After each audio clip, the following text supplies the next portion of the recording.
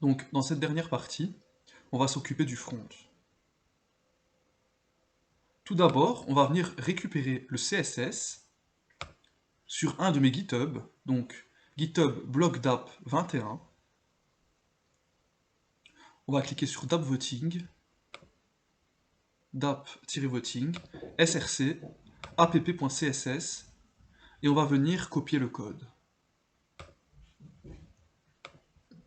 On va le coller dans notre fichier app.css. Donc voilà, le CSS est récupéré. Donc on va pas s'attarder dessus, c'est pas une formation liée au CSS. Donc je vous laisse consulter le CSS si vous en avez envie.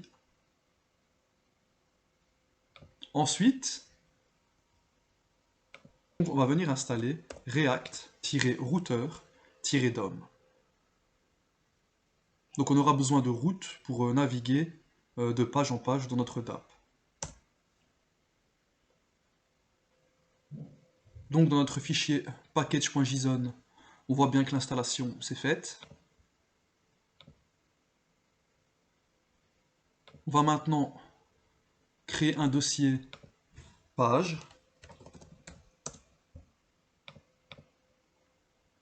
dans lequel on va insérer trois fichiers: home.js pour la page d'accueil, vote.js, donc ça sera la page dans laquelle on pourra voter, et navbar.js, donc ce sera la barre de navigation, et dans cette barre de navigation, on aura un bouton de connexion. Je vais déjà venir insérer les squelettes de mes pages.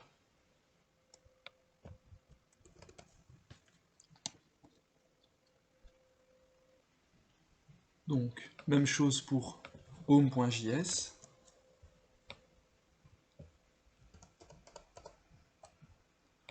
Ici, on va rajouter home. Pour l'instant, on va rien mettre en props. On va laisser ça vide. Voilà. Et enfin, même chose pour la navbar.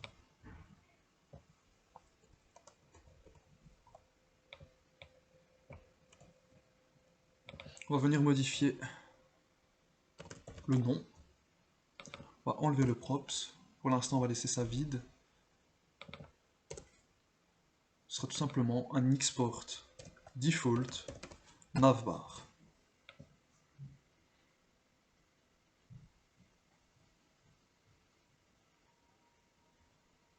Ensuite, on va revenir sur app.js et on va venir importer tout ce dont on a besoin.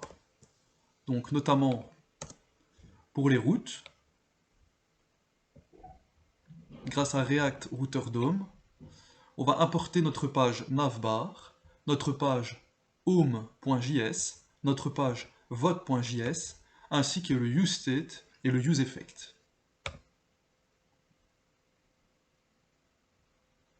Donc encore une fois, si vous ne maîtrisez pas useState et useEffect, je vous recommande de suivre une formation React si ce n'est pas déjà fait. Donc je me répète, mais c'est très important donc, de maîtriser les bases de React pour suivre cette formation. Ensuite, je vais importer un fichier JSON qui se trouve dans mon dossier Artifacts que j'ai nommé vote.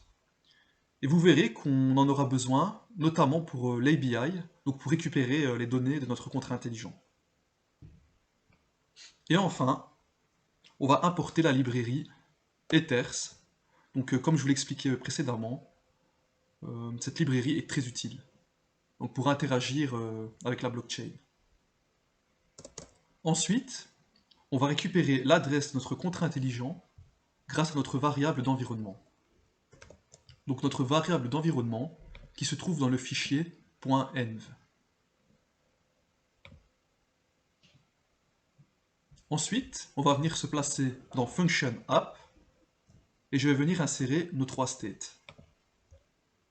notre première constante va venir récupérer le count, donc de la personne qui est connectée dans notre DApp via MetaMask. On lui donnera comme valeur de base nulle, donc s'il n'y a pas de connexion. Ensuite, pour la constante vote, toujours dans un state, on va venir récupérer une instance de notre contrat intelligent. Et la constante loading, toujours dans un state, cette constante, quand elle sera sur true, nous permettra d'afficher un petit message loading en attendant qu'on récupère bien les données. Une fois que les données seront récupérées, on pourra mettre le loading en false. Donc vous verrez ça dans la fonction qu'on va créer tout de suite. Donc on va venir créer une fonction que j'ai nommée load blockchain data. Donc cette fonction nous permettra d'établir une connexion initiale donc avec la blockchain. On va tout d'abord créer une constante provider et dans cette ligne de code, on crée une nouvelle instance d'un fournisseur de données blockchain en utilisant ethers.providers.web3provider.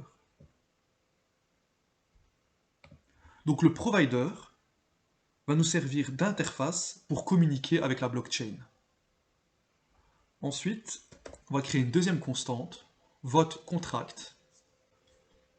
Et dans cette ligne de code, on va créer une instance de notre contrat intelligent vote en spécifiant l'adresse de notre contrat intelligent, l'ABI et le provider. Donc on voit bien qu'on a récupéré l'ABI grâce à cette importation qui se trouve dans le dossier artifacts dans le fichier vote.json. Ensuite, on va venir donner comme valeur à notre state vote contract.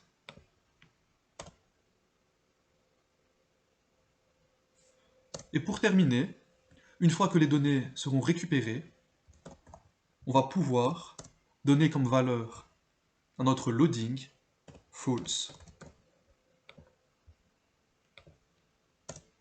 Ensuite, on aura besoin d'un useEffect dans lequel on insère notre fonction load blockchain data. Ça va nous permettre donc d'appeler la fonction load blockchain data lorsque le composant app sera monté. Ensuite, dans la partie return, on va créer nos routes. Donc on aura tout d'abord besoin du composant browser router. On va couper, on va l'insérer ici.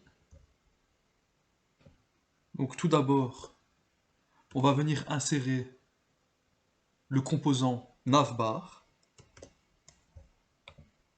Donc forcément, la barre de navigation devra s'afficher dans chaque page. Et on va lui indiquer en props le count, le set count, puisqu'on pourra aussi changer de compte en passant par la barre de navigation.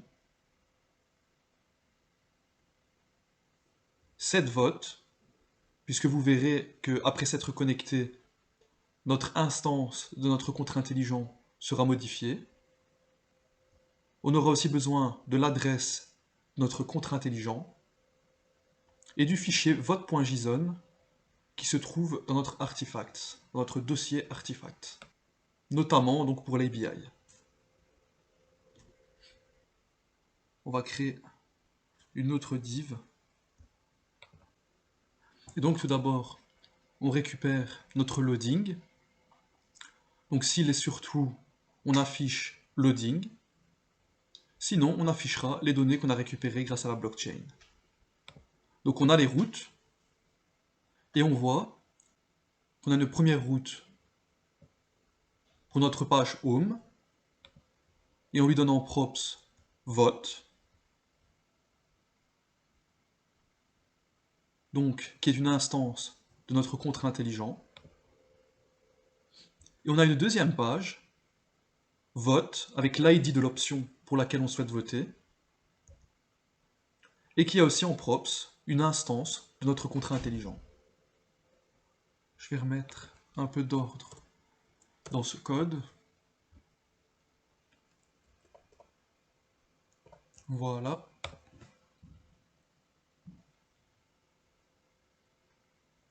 Donc voilà pour notre fichier app.js.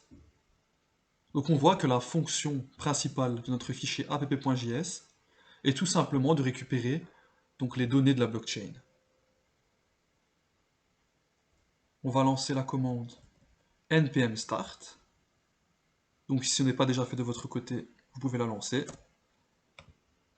Et on va venir se rendre sur la page localhost 2.3000. Donc pour l'instant, on a une page blanche, c'est tout à fait normal.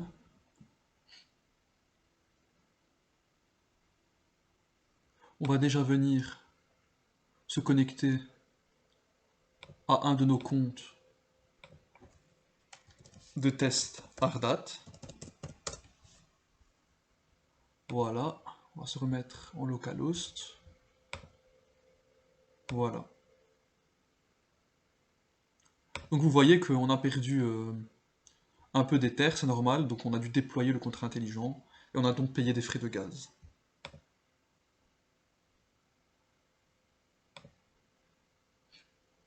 On va maintenant s'occuper de la barre de navigation, donc dans notre fichier navbar. On va venir supprimer le useState et le useEffect. Et on va importer link, donc de react-router-dom. Donc c'est tout simplement parce que dans notre barre de navigation, on va insérer un lien vers la page d'accueil. Et on aura toujours besoin de la librairie Ethers. On va venir insérer nos props. Et donc on aura besoin de tous ces props. Donc dans cette barre de navigation, on aura un bouton qui nous permettra de nous connecter à notre DApp. Donc on va créer une fonction connectHandler. Tout d'abord, on aura besoin d'une première constante, accounts avec S. Donc, avec cette ligne de code, on va demander à l'utilisateur de connecter son compte Ethereum en utilisant la méthode ETH-request-account pour qu'il permette à votre application d'accéder à ses comptes. Une fois l'autorisation accordée, il renverra la liste des comptes autorisés. Donc on sait que sur notre MetaMask, on a plusieurs comptes, et on peut autoriser un accès à tous nos comptes, ou à certains de nos comptes. Ensuite, on va créer une deuxième constante, account address, et on va venir récupérer le compte 0, c'est donc le compte qui est connecté actuellement. Donc quand vous êtes sur MetaMask, vous avez plusieurs comptes, mais par exemple là, ici on voit que je suis connecté sur le compte Ardat0. Donc en ce moment, le compte 0, ben, ce sera Ardat0. Si je me connecte sur Ardat1, le compte 0 sera Ardat1. Donc on vient récupérer le compte connecté à l'instant T, et on va venir donner comme valeur à notre state account, tout simplement account address, donc le compte qui est connecté actuellement.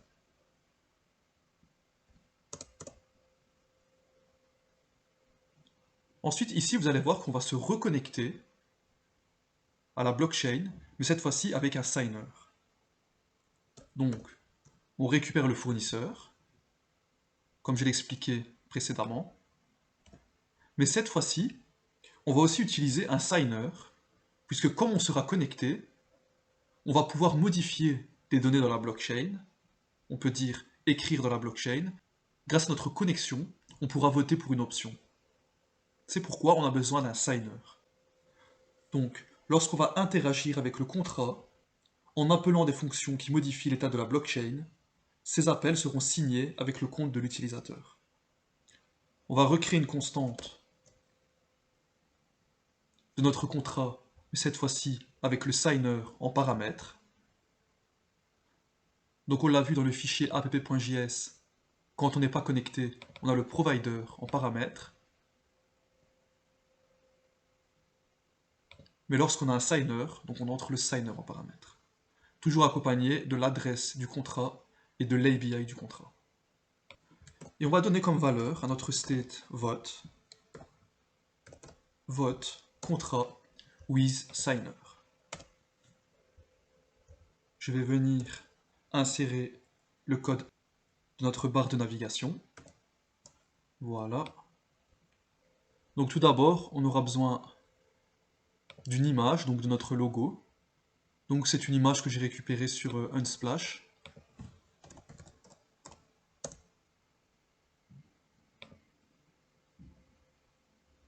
Tout simplement en tapant vote.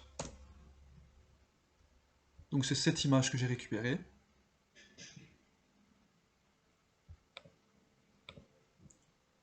Donc je l'ai téléchargée.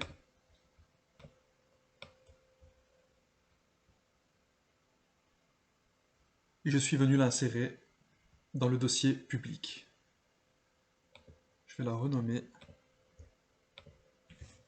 logo vote. Voilà. L'image est bien dans notre dossier public. Dans notre barre de navigation, donc, nous aurons un lien vers la page d'accueil. Donc si on est dans la page vote, on peut revenir dans la page d'accueil. Et ici, on a une condition. Donc, si le compte est connecté, on affichera le premier caractère de notre adresse, ainsi que le dernier caractère de notre adresse. Donc vous verrez tout de suite ce que ça va donner. Sinon, si on n'est pas connecté, on affichera le bouton connexion. Donc voilà pour notre barre de navigation. Si je me connecte avec le compte ardat1, je me connecte, et donc voilà. Je vois les 6 premiers caractères de mon adresse, ainsi que les 4 derniers. Et voici le logo, ainsi que le lien vers la page d'accueil.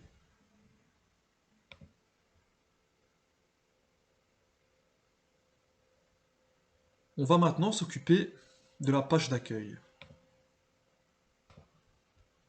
Pour la page d'accueil, on aura besoin de useState, useEffect, ainsi que de useNavigate. Donc c'est ce qui nous permettra de naviguer d'une page à une autre. En props, on va récupérer l'instance de notre contrat intelligent et on va créer un state pour récupérer nos 3 options. Comme valeur par défaut, un tableau vide. Ensuite, on aura besoin d'une constante navigate qui va nous permettre de naviguer d'une page à une autre. Et on va créer une fonction getOptions. Et c'est dans cette fonction qu'on va venir récupérer nos 3 options. Tout d'abord, on va créer une constante data et on va venir appeler la fonction getOptions de notre contrat vote. Et on va récupérer les données dans un tableau. On va venir créer un tableau vide, new options, et on va venir insérer les données de nos options dans ce tableau. On va venir créer une boucle for, donc pour parcourir tout le tableau data, et on viendra ajouter les éléments de notre tableau new options. Donc l'ID, le name et le nombre de votes de notre première option, à l'ID 0, puis de notre deuxième option, et enfin de notre troisième option. N'oubliez pas de toujours convertir les données récupérées, donc ça évitera notamment des soucis avec les grands nombres. Donc on voit bien qu'ici, je convertis l'ID en number, le nombre de votes en number, et le name en string. Donc ici, le seul problème qu'on aurait eu, c'est avec le nombre de votes. Comme c'est un UIN 64, on aurait eu des soucis avec les grands nombres. mais je préfère quand même tout convertir pour que ce soit plus clair. Et enfin, on va donner comme valeur à notre state options, notre tableau new options. Donc ici, grâce à cette fonction, on est venu récupérer nos trois options. Donc au départ, c'est dans data qu'on vient récupérer nos options, et ensuite on les insère dans notre tableau new options. Ensuite, on va venir insérer notre fonction getOptions dans le useEffect, donc pour que nos options s'affichent bien au moment où on se rend dans la page d'accueil.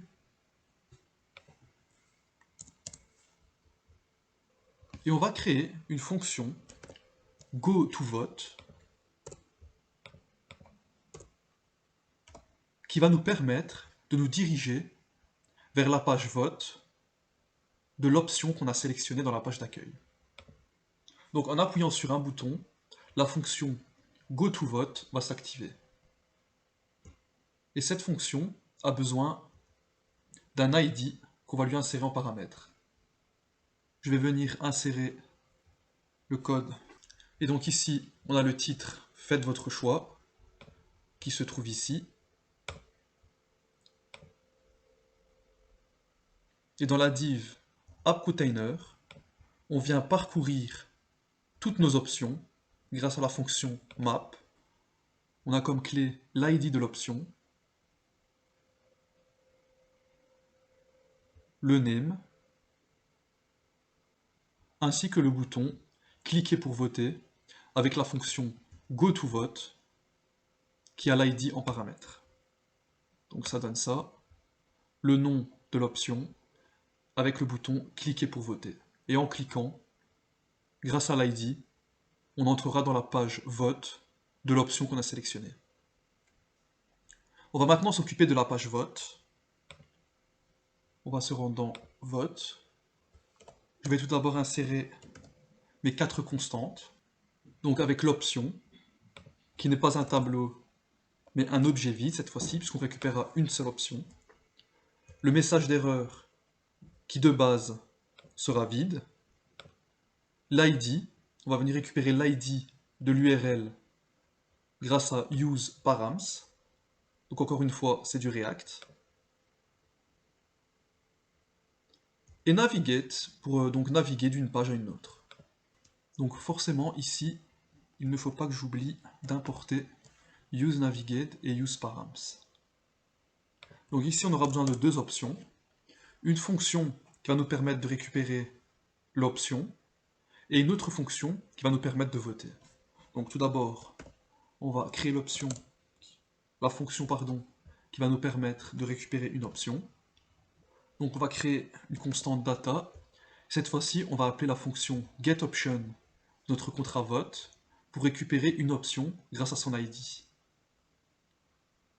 Et l'ID qu'on lui insère est l'ID qui est en URL, donc ici grâce à useParams. Ensuite, on va créer notre objet optionData et on va venir lui insérer les données qu'on a récupérées grâce à la fonction getOption de notre contrat intelligent. Et donc à data 0, on a l'ID, data 1, on a le name, et data 2, on a le nombre de votes. Donc n'oubliez pas, c'est les données qu'on récupère grâce à la fonction getOption de notre contrat intelligent. Donc on le voit ici. Cette fonction nous retourne l'ID, le name et le nombre de votes, qu'on récupère ici dans notre constante data. Ensuite, dans notre state setOption, on va lui donner comme valeur optionData.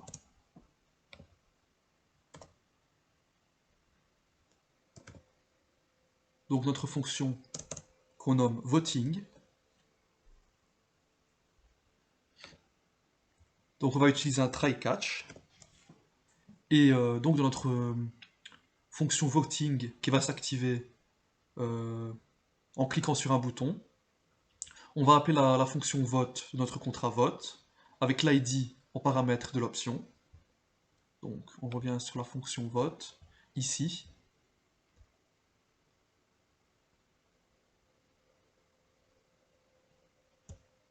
de notre contrat intelligent.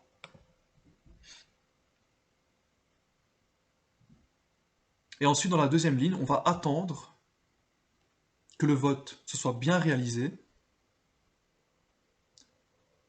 avant de revenir sur la page d'accueil. Si on a une erreur, on va venir la capturer. C'est pourquoi on a fait un try catch avec une condition if. Donc, cette condition vérifie d'abord si error existe. Si error existe, la condition passe ensuite à vérifier si error a une propriété appelée message. Enfin, si les deux premières conditions sont remplies, cela vérifie si le contenu de error message contient la chaîne de caractères « Vous ne pouvez plus voter ». Donc c'est bien le message d'erreur qu'on insère ici de la fonction vote de notre contrat intelligent. On peut le voir ici, notre constante already voted, vous ne pouvez plus voter.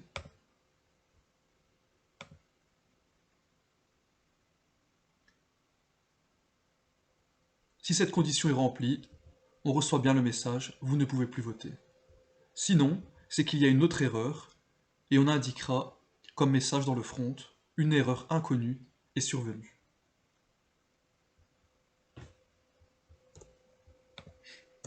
Ensuite, dans le useEffect, on va venir afficher tout simplement l'option.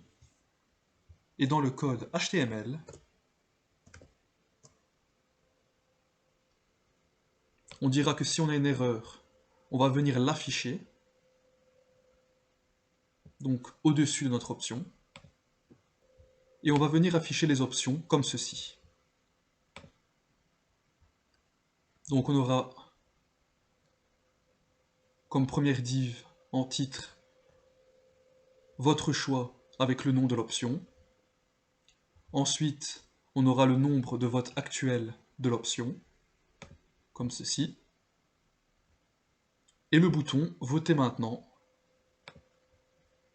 comme ceci, avec la fonction voting qui s'active donc au moment du clic sur le bouton.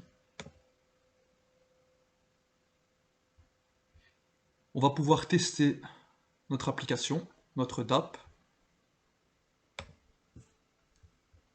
Donc, je suis connecté avec le compte Ardat1.